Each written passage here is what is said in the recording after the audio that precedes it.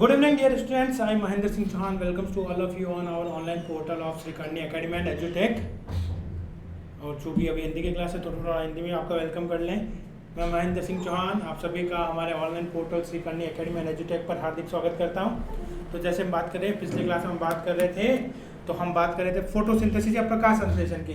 तो प्रकाश संश्लेषण के लिए लगभग हमारा टॉपिक पूरा हो गया है और अब बात करने वाले हैं क्योंकि प्रकाश अभिक्रिया के संदर्भ में हमने सारी जानकारी हासिल कर ली है।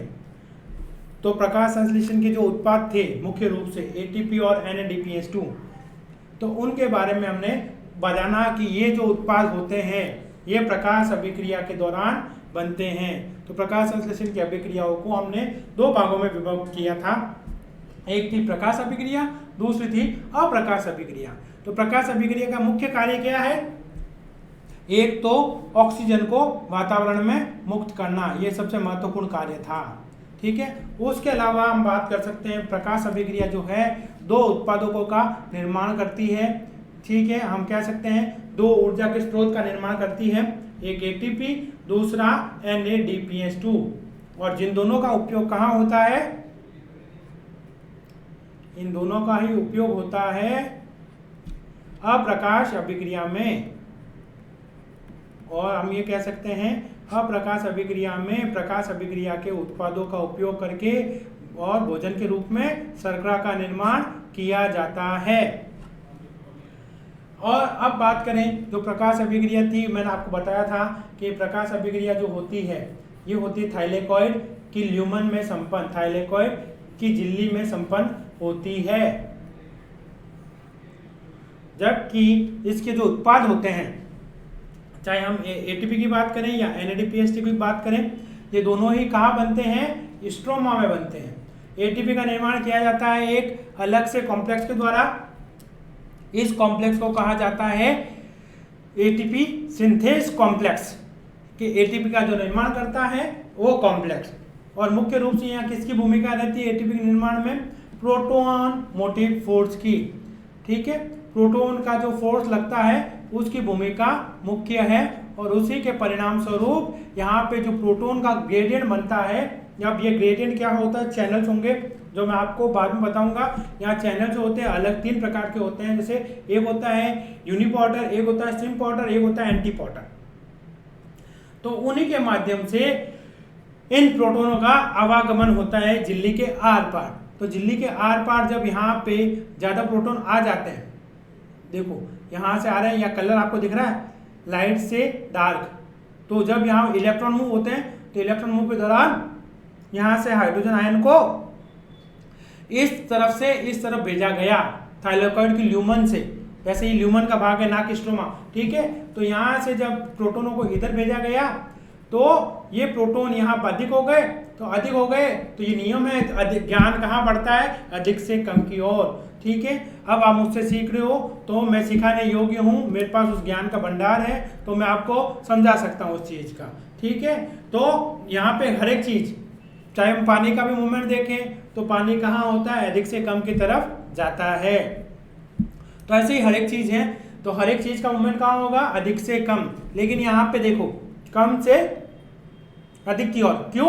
क्योंकि यहाँ पे इलेक्ट्रॉनों की वजह से जो इलेक्ट्रॉन जा रहे हैं उनका सदुपयोग प्रोटॉन को यहाँ से यहाँ भेजने में किया जा रहा है। ठीक है, अब यहाँ से इधर आ गए तो क्या हो गए? प्रोटॉन ज्यादा। क्या हो गए? ज्यादा हो गए प्रोटॉन। अब इन प्रोटॉन को वापस क्या करना है? थाइलेकॉइड की ल्यूमन में भेजना है। यहाँ पे जब प्रोटॉन ज्यादा है प्रोटॉनों को वापस भेजा जाता है अब अधिक से कम की ओर। यहाँ पर है क्या? कम। तो यहाँ पे इस तरफ आएंगे तो यहाँ प्रोटॉन कम है, लेकिन जो प्रोटॉन भेजने के दौरान, या जैसे मैंने बताया था घिरनी होती है ना, जिस तरह से कुएं से पानी निकालते हैं उस तरह से घिरनी होती है। अब यहाँ पे जो घिरनी है इस तरह से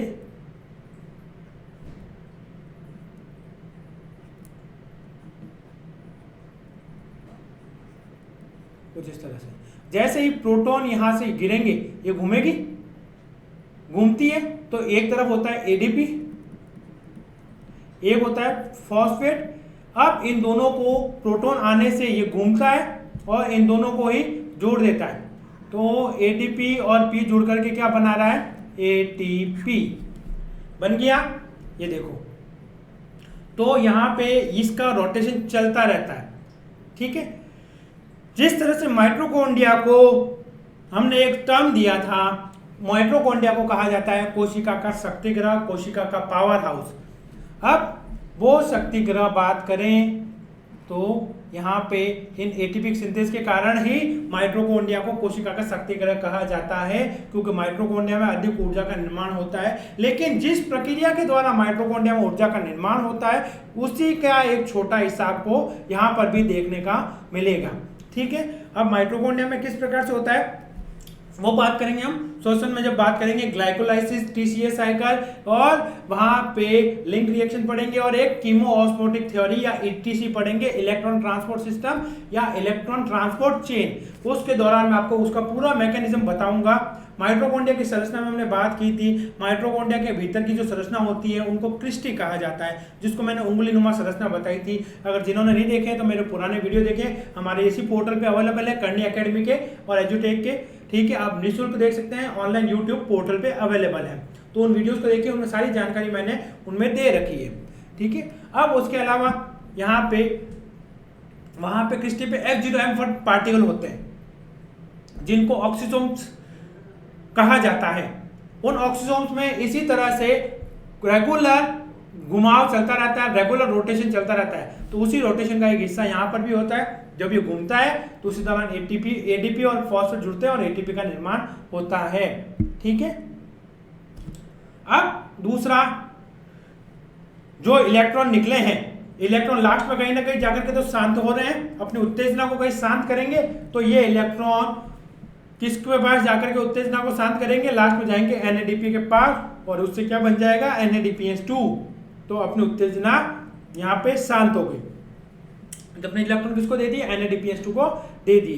तो ओवरऑल जो भी प्रकाश संश्लेषण की प्रकाश अभिक्रिया के उत्पाद थे सीधे के सीधे डायरेक्टली कहाँ पहुंच गए हैं, स्ट्रोमा में। ये भी स्ट्रोमा में और ये भी स्ट्रोमा में। तो एटीपी और NADPH2 डायरेक्टली कहाँ पहुंच गए, स्ट्रोमा में, जहां पे हम बात करेंगे अप्रकाश अभिक्रिया की। नेक्स्ट बात करें हम, एक सेकेंड,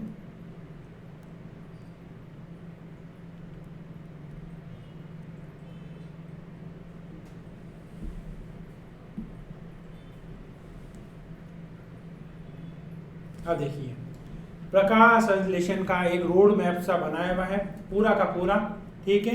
ये पूरा क्या है, हरित लवक,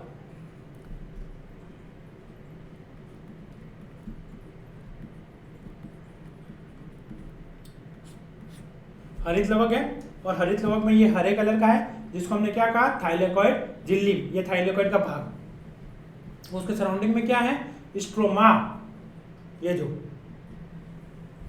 अब जैसे ही लाइट गिरती है कहां पर, थाइलेकॉइड पर, तो यहां से क्लोरोफिल उत्तेजित होते हैं और जल का अपघटन होता है, वो हम पढ़ चुके हैं, इसलिए बार बार ज्यादा डिटेल में डिस्कस नहीं कर रहे हैं। और साथ में क्या बन रहा है, एटीपी बन रही है और NADPH2 बन रही है। बनाए हमने, अच्छे से सबने समझ में आया होगा आप लोगों को, ठीक है। अगर फिर भी किसी के मन में डाउट है तो बेझिझक पूछिए, ठीक है। एक बार नहीं, आप 10 बार पूछिए, जब तक आपको संतुष्टि ना मिले, जब तक आप अपने प्रश्न के उत्तर से सेटिस्फाइड ना हो, तब तक मुझसे जानकारी लीजिए। लेकिन मन में डाउट किसी प्रकार का नहीं रहना चाहिए। आधा अधूरा ज्ञान हमेशा क्या होता है, खतरनाक होता है। तो आधा अधूरा ज्ञान नहीं रखना है, या तो ज्ञान लेना नहीं है, और लेंगे तो पूरा लेंगे। जानकारी लेनी है, पढ़ना है तो ऐसा पढ़ना है कि किसी प्रकार से प्रश्न पूछा जाए, चाहे थाइलेकॉइड से हो, चाहे हरित लवक से हो, केल्विन साइकिल से हो, चाहे कहीं से पूछे, यहाँ पे को रात को कोई नींद उठा करके भी पूछे, हाँ प्रकाश संश्लेषण की प्रकाश अभिक्रिया कहाँ होती है, उसके उत्पाद क्या होते हैं, जल का प्रकाश अपघटन कहाँ होता है, थाइलेकॉइड में होता है, स्ट्रोमा में होता है। इस तरह से रटा होना चाहिए, एकदम कंसेप्ट क्लियर, ठीक है। सारी चीजें दिमाग में अपना आप सेट हो जानी चाहिए, रटने की भी जरूरत नहीं है। कंसेप्ट क्लियर है तो हम सब कुछ कर लेंगे। प्रश्न किस तरह घुमाए, रटना भी नहीं, हमें सिर्फ समझना है जो मैं समझा रहा हूँ, ठीक है। आप वीडियो को देखिए, आराम से समझ में आ जाएगा, ठीक है। एक बार नहीं यार, दोबारा देखिए आप, क्योंकि इतना समझाने के बाद शायद ही आप बोलेंगे। और ये अच्छा डिजिटल प्लेटफॉर्म मिला, जिस तरह से पिक्चर देखते हैं तो पिक्चर याद रहती है ना, उसी तरह से ये वीडियो देख के आप पढ़ाई कर रहे हैं तो वो दिमाग में ज्यादा सेट हो रही है। तो ये बड़ा अच्छा प्लेटफॉर्म मिला है कोरोना से आपको एक, ठीक है। और हमारे यहाँ पोर्टल से जुड़े रहिए, हमारे वीडियो को रेगुलर देखते रहिए, तो आपको सारी जानकारी अपडेटेड मिलती रहेगी। फिर बात करें, ये हमने एटीपी और NADPH2 जो हमने प्रकाश अभिक्रिया में बनाए थे, अब वो कहाँ जा रहे हैं? डार्क रिएक्शन स्ट्रोमा में चले गए। और स्ट्रोमा में क्या संपन्न होती है? यहाँ पे अप्रकाश अभिक्रिया। कौन सी अभिक्रिया? अप्रकाश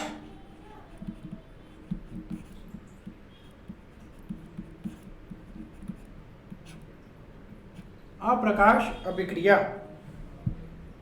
अब अप्रकाश अभिक्रिया जो होती है, इसको यहाँ पे बात करें तो इसको केल्विन साइकिल भी कहते हैं।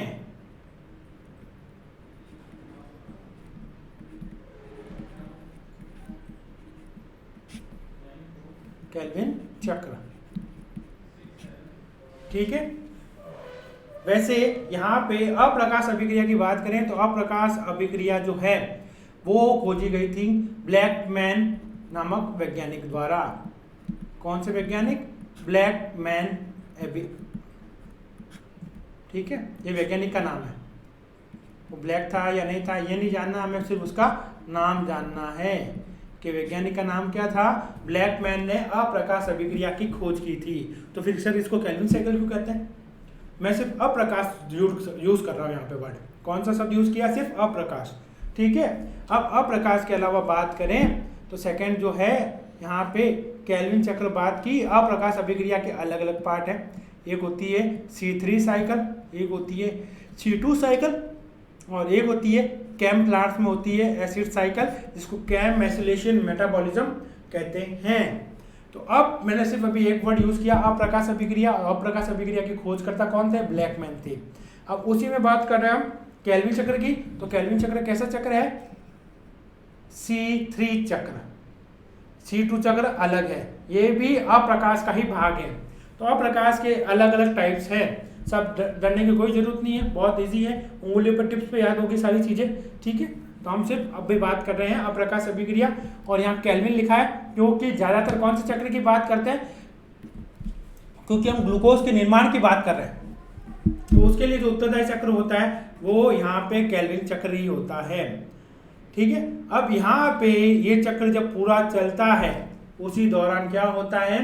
शर्करा का निर्माण होता है, इस शुगर का निर्माण होता है। और इस शुगर का उपयोग क्या होता है? इस ग्लूकोज का उपयोग क्या है? शर्करा का उपयोग क्या होता है? कहाँ का उपयोगी है प्लांट के लिए? उसकी बात करें तो सेलुलर रेस्पिरेशन, जो हम बात करेंगे कोशिकीय श्वसन जो होगा, श्वसन जो पादप श्वसन करते हैं, जैसे मैंने अभी बताया माइटोकॉन्ड्रिया में संपन्न होती है, ठीक है। लेकिन जरूरी नहीं है कि सारा माइटोकॉन्ड्रिया जिसके पास ऑक्सीजन नहीं है तो वह माइटोकॉन्ड्रिया का रोल नहीं होगा। तो वहां पे श्वसन की क्रिया में इसी शर्करा का उपयोग करके क्या बनाया जाता है? अब इसके निर्माण में हमने क्या खर्च की है? ऊर्जा खर्च की है। निर्माण कैसे हुआ? ये ऊर्जा लगाई है ना, प्रकाश अभिक्रिया ने बनाई थी ऊर्जा, उसके परिणाम स्वरूप ये सारी ऊर्जा का उपयोग कहाँ होता है? केल्विन चक्र में। और केल्विन चक्र में इस ऊर्जा का उपयोग हो रहा है तब जाके शर्करा का निर्माण होता है। तो इसके अपघटन से वापस हमें क्या मिलेगी? ऊर्जा। खाना क्यों खाते हैं हम? एनर्जी के लिए, ताकि हमें कार्य करने की क्षमता मिले। उस कार्य करने की क्षमता को क्या कहा जाता है? ऊर्जा। तो ऊर्जा हम क्यों कर रहे हैं? श्वसन से हमें क्या मिलेगी? ऊर्जा। तो क्या होगा? मुख्य रूप से इसी शर्करा का अपघटन होगा। और अपघटन कब होगा? जब हम श्वसन पढ़ेंगे। कि सर यहाँ पॉसिबल नहीं है, आपका पूरा अलग चैप्टर है, डिटेल में पढ़ेंगे, निश्चिंत रहो, बहुत अच्छे से पढ़ेंगे। और ये भी बहुत अच्छे टॉपिक कवर करता है और आपका अच्छा सा सिलेबस और नीट में भी अच्छे क्वेश्चन लेके आता है, ठीक है। उसके अलावा बात करें सेलुलोज के निर्माण में। अब सेलुलोज की प्लांट में क्या उपयोगिता है बताई थी हमने? कौन लोग बता सकता है? जल्दी से बताइए, कितने लोग कमेंट कर सकते हैं? मैं बता देता हूँ यहाँ पे, आपके कमेंट आएंगे जब तक मिला लेना सही है या नहीं है। कोशिका भित्ति हमने पढ़ी थी पादप की, किसकी बनी होती है? सेलुलोज, हेमीसेलुलोज, पेक्टिन, लिग्निन इत्यादि की बनी होती है। उसके अलावा बात करें स्टार्च जो प्लांट में स्टोरेज सोर्स है। फिर उसके अलावा बात करें अदर ऑर्गेनिक सब्सटेंस या अदर ऑर्गेनिक कंपाउंड के निर्माण में ये सहायक होता है। नेक्स्ट बात करें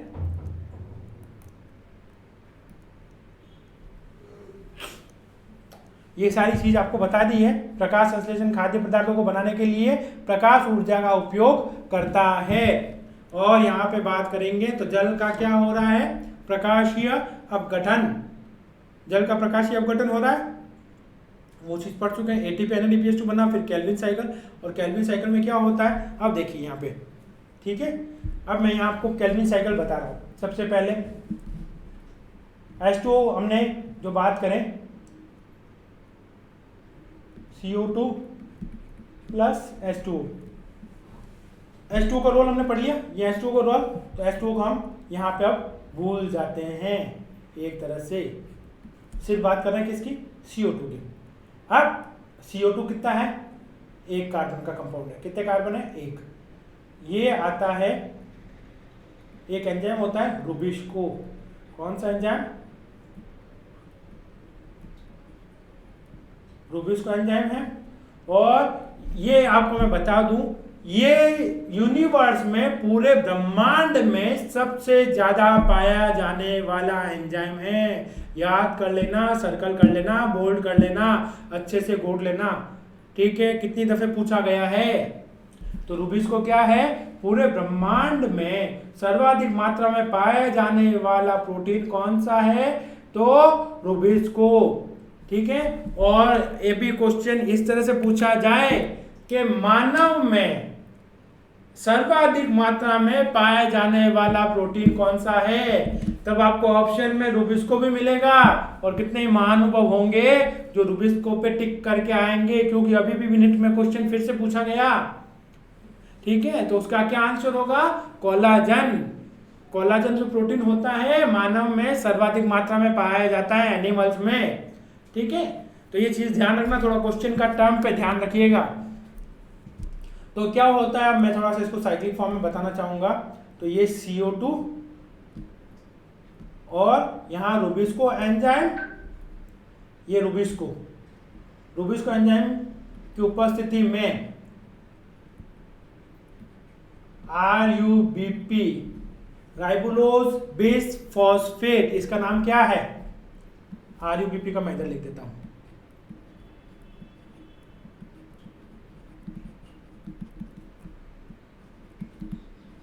राइबोलोज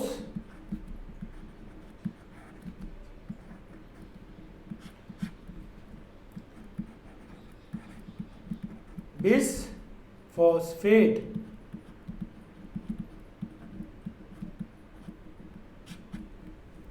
अब राइबोलोज जो होता है ये भी शर्करा है, कितने कार्बन की है, 5 कार्बन की। कितने कार्बन है, 5 कार्बन है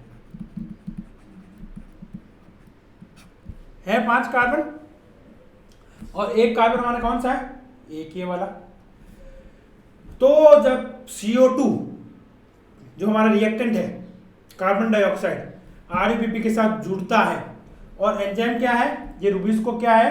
अब अस्काएंगे सर आप कभी एंजाइम कहते हो, कभी प्रोटीन कहते हो, तो डियर स्टूडेंट्स मैं आपको एंजाइम का पूरा चैप्टर पढ़ा चुका हूँ। उसके बाद भी अगर आपके इस तरह के मन में प्रश्न उठते हैं तो अच्छा नहीं लगता है। तो ये वीडियो बनाए हुए हमने, आप उन वीडियो को देखिए।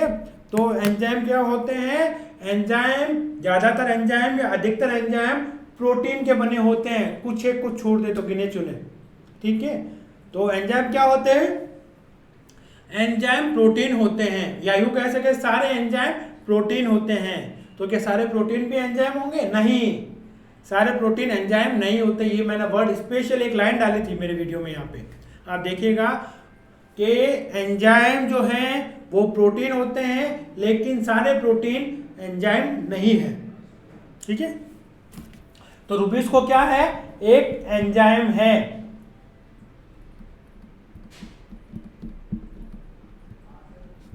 एंजाइम अब ये करता क्या है, कार्बन डाइऑक्साइड और RUBP, राइबोलोज बिस फॉस्फेट, 5 कार्बन इसके, 1 कार्बन इसका, कितने बने, 5 में एक और जोड़ता हूं तो कितने होने चाहिए, 6 कार्बन। तो यहाँ पे क्या होता है, जैसे ही होता है 6 कार्बन का, तो वो अस्थायी होता है कंपाउंड। कैसा यौगिक होता है, अस्थायी यौगिक बनता है, जो बनते ही तुरंत टूट जाता है 3 कार्बन के कंपाउंड, जिसको कहते हैं PGA। फॉस्फोग्लिसरेट। अब ये देखो, ये 1 कार्बन, ये 5 कार्बन, कितने हो गए 6, और इसके कितने हैं 3 कार्बन। कितने कार्बन? तो हम इसको कैसे कर सकते हैं, हम ये कह सकते हैं कि 2 मॉलिक्यूल होंगे पीजीए के, तो पीजीए के अणु कितने मिलेंगे, 2 अणु मिलेंगे, तभी जाके 6 होंगे, 3 + 3। इसका नाम होता है फॉस्फोग्लिसरेट।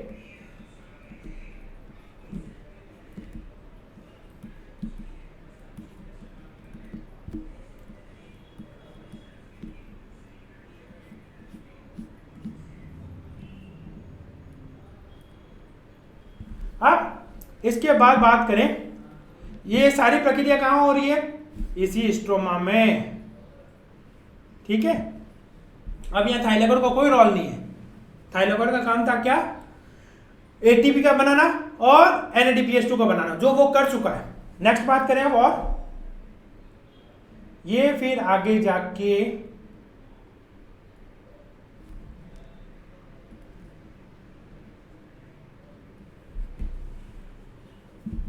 फिर से यहां पे जो पीजीए है ये बनता है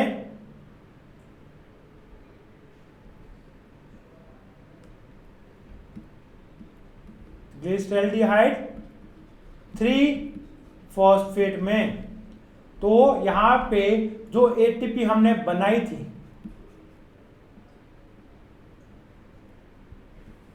जो एटीपी हमने बनाई थी, वो एटीपी यहां पे वापस से टूट जाती है। तो किस में टूटेगी, एक तो एडीपी प्लस एक फॉस्फेट में, और ये फॉस्फेट जो है यहां पे काम आ जाता है। तो ग्लिसरॉल्डिहाइड 3-फॉस्फेट बनता है। फिर बनता है इसके बाद एक और कंपाउंड,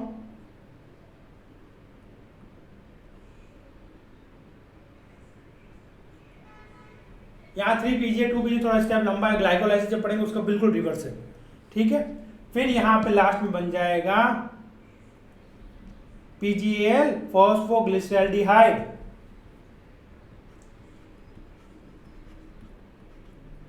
और यहाँ पे एल्डिहाइड बनाने के लिए NADPH2 का उपयोग हो जाता है।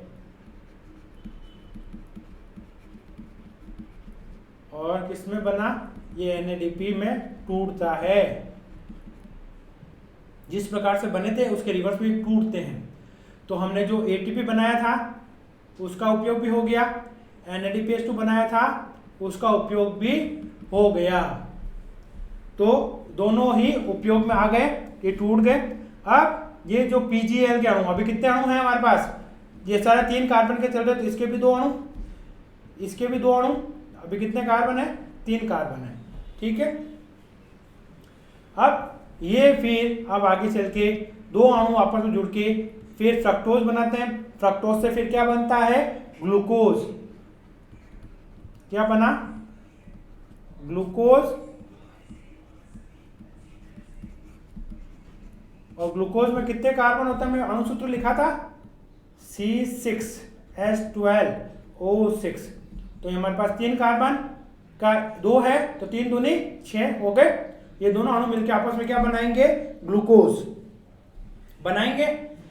अब इसको देखिए, ये तो ग्लूकोज हमारे पास बन गया, लेकिन एक चीज गौर कीजिए, हमने जो रिएक्शन लिखी थी, रिएक्शन में लिख बात करें तो हमने 6CO2 लिखे थे, और 6CO2 वाटर मॉलिक्यूल है, उस साथ में हम उसको छोड़ रहे हैं। अभी यह लिख देते हैं आपको कंफ्यूजन ना हो, 6H2 कर दिया मैंने। तो C6H12O6 बनाया था, यहाँ के RUBP का जिक्र किया था, नहीं किया ना, और साथ में हमने ऑक्सीजन को विमुक्त किया था, ठीक है, किया। तो यहाँ ऑक्सीजन 6 दूनी 12 और 6 18, तो यहाँ 6 ऑक्सीजन रिमूव कर देते। तो मतलब कि 6 CO2 के अणु की आवश्यकता होती है। अब RUBP तो उपयोग में नहीं है ना, तो RUBP यहां से इस उत्पाद से बात करेंगे तो RUBP का वापस से रीजनरेशन हो जाता है। क्या हो जाता है, पुनः निर्माण RUBP का हो जाता है। इसको कहते हैं रिसाइकलिंग फेज। किसके लिए, सिर्फ RUBP के लिए। तो हम बात करेंगे 6 अणु इसके थे, तो जाके 6 कार्बन की हमें एक शर्करा मिल गई। तो बाकी के जो RuBP आ रहे हैं वापस से वो काम आ रहे हैं। तो यहां पर भी एक ATP खर्च होती है।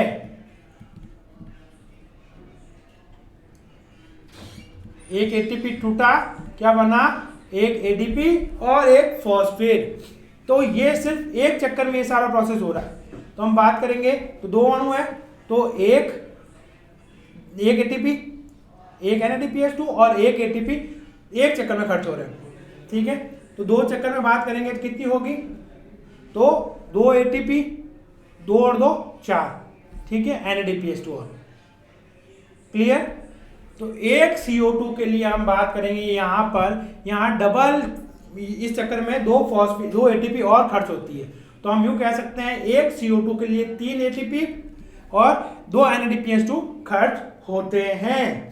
ठीक है, हालांकि इसके एनर्जी की कैलकुलेशन मैं आपको अलग से बता दूंगा बाद में, जिसमें तो अभी तो कुल मिला के हमें सिर्फ ये जानना है कि CO2 का फिक्सेशन किस प्रकार से होता है। इस कारण से इसको कार्बन फिक्सेशन चक्र कहते हैं। कार्बन स्थिरीकरण चक्र। इस चक्र में क्या हो रहा है? कार्बन को स्थिर किया जा रहा है। सबसे पहले 2 मॉलिक्यूल फॉस्फोग्लिसरेट के बने, फिर ये ग्लिसरॉल्डिहाइड 3 फॉस्फेट, फिर फॉस्फोग्लिसरेट में यहाँ पे ग्लिसरॉल्डिहाइड बन गया और ये यहाँ से 2 मॉलिक्यूल जो थे 3 कार्बन के आपस में जुड़ करके क्या बनाया? 6 कार्बन का एक अणु बनाया। जो RuBP यूज किया था हमने, RuBP को वापस से फ्री कर दिया है ATP का उपयोग करते हुए। और अंत पे क्या बन गया? ग्लूकोज का निर्माण हो गया है। और इस ग्लूकोज को कहाँ का उपयोग कर सकते हैं? इस शर्करा को किस प्रकार से उपयोग कर सकते हैं? सेलुलर रेस्पिरेशन में, सेलुलोज या कोशिका भित्ति में स्टार्च जो है यहाँ पे संरक्षित करके रख सकते हैं। ठीक है, या कुछ और कंपाउंड जिसके बना सकते हैं, जैसे लिपिड हो गया या इनसे प्रोटीन बना सकते हैं, वो अलग साइकिल है। ग्लूकोनियोजेनेसिस होता है, ग्लाइकोजिनोलाइसिस होता है। ठीक है, तो अलग अलग वे में हम ये चीज कर सकते हैं। तो ये पूरी प्रक्रिया जो है, ये पूरी प्रक्रिया है कार्बन को फिक्स करने के लिए। तो मुख्य रूप से हमने ये सारा किसका भाग है? अप्रकाश अभिक्रिया का। और इसमें सबसे पहला उत्पाद जो है वो कितने कार्बन का बनता है? 3 कार्बन का। कितने कार्बन का बना? 3 कार्बन का। इसलिए इसको क्या कहा जाता है? C3 चक्र या केल्विन चक्र। क्योंकि इसकी खोज जो है इस चक्र की, जो हम सिर्फ इसकी बात कर रहे हैं, अप्रकाश अभिक्रिया में C3 चक्र की, इसकी खोज की थी केल्विन बेंसन ने। केल्विन बेंसन ने। और कहां की थी? यहां पे एल्गी में की थी, क्लोरेला में। ठीक है, यहाँ पे क्लोरेला एल्गी में इस चक्र की खोज की थी उन्होंने। और जो वहां पे मैकेनिज्म यूज किया था, C14 रेडियो एक्टिव कार्बन को उपयोग किया था। ये आपके एक्स्ट्रा नॉलेज के लिए बता रहा हूं। ठीक है, तो हम बात कर रहे हैं, हमने पूरा जान लिया C3 चक्र मतलब कि प्रकाश संश्लेषण की प्रकाश अभिक्रिया और प्रकाश संश्लेषण की अब अप्रकाश अभिक्रिया का C3 चक्र। ठीक है, इसके बाद हम नेक्स्ट क्लास में बात करेंगे, एक हालांकि थोड़ा रह जाता है, प्रकाश श्वसन, जो इसको कहा जाता है C2 चक्र। और उसके अलावा जिन पादपों में C2 चक्र होता है वो क्या करते हैं? नए एडेप्टेशन लाते हैं, नए अनुकूलन लाते हैं, जिनको कहते हैं फिर C4 पादप। नाम तो आपने सुना ही होगा, जैसे सोरगम है, मक्का है, सुगरकेन है, गन्ने का है, ये सारे क्या है? चिनोपोडियम हो गया। ये सारे C4 पादप होते हैं जिनमें प्रकाश शोषण होता है। वो अपने पादप अपने नया चेंजेस लाते हैं। चेंजेस लाने के बाद वो पादप क्या कहलाए? C4 plants. तो जिसके बारे में हम चर्चा हमारी अगली क्लास में करेंगे। ठीक है, तो आज के इस वीडियो में इतना ही। तो हम उम्मीद करता हूँ ये सारी प्रकाश संश्लेषण की मुख्य जो अभिक्रिया है, प्रकाश अभिक्रिया और अप्रकाश अभिक्रिया का C3 चक्र आपको समझ में आया होगा। लेकिन उम्मीद करता हूँ फिर भी अगर आपके मन में किसी प्रकार का कोई प्रश्न रह जाता है या प्रश्न उठ रहा है, ठीक है, ये चीज़ हमें सर से और जाननी है, डेप्थ में जाना है कुछ और, क्योंकि आपके बड़े बड़े तौर पे जो सिलेबस का भाग है वो हम कवर कर रहे हैं। ठीक है, तो ये आपका अगर उम्मीद कर कुछ नेक्स्ट स्लाइड। अब ये तो हालांकि बता चुका हूं कि पौधों के बिना पृथ्वी पर जीवन आसान नहीं है। क्यों नहीं है? क्योंकि हरे पेड़ पौधे हमें क्या दे रहे हैं, प्राणवायु दे रहे हैं। तो उसके लिए ये आवश्यक है कि हम चारों तरफ हरियाली लाएं, बारिश का मौसम में पेड़ पौधे लगाएं ताकि हरियाली बरकरार रहे और सबका जीवन सुखद में रहे, सबको अच्छी ताजी ताजी प्राणवायु मिलते रहे। इसी शुभकामनाओं के साथ मैं आज का ये वीडियो अपना समाप्त करता हूँ। ठीक है, तो उम्मीद करता हूँ आज का ये वीडियो आपको अच्छा लगा होगा और सारी चीज समझ में आई होगी। लेकिन फिर भी अगर आपके मन में किसी प्रकार का कोई प्रश्न रह जाता है, डाउट रह जाता है, तो बेझिझक आप कमेंट बॉक्स में लिखिए ताकि आपके कमेंट हम तक पहुंचेंगे तो हम उसको रेस्पॉन्ड कर देंगे। ठीक है, तो हमारे वीडियो को लाइक करते रहिएगा और शेयर कीजिए। जो भी आपके फ्रेंड्स हैं, रिलेटिव्स हैं, जिनके लिए फायदेमंद है, जिनको ये जानकारी आवश्यक है और जो बायोलॉजी से जुड़े हुए हैं, तो उनको ये सारी जानकारी रहे। और हमारे चैनल को सब्सक्राइब कीजिएगा। कर लिया है तो अच्छी बात है, नहीं किया तो अभी कर लीजिए ताकि आपको हमारे चैनल का, हमारे वीडियो से रिलेटेड हर एक जानकारी से आप बिल्कुल अपडेटेड रहेंगे, आपको नोटिफिकेशन आते रहेंगे। ठीक है, इसी के साथ अब मैं महेंद्र सिंह चौहान अब आपसे आज्ञा चाहूंगा। जय हिंद।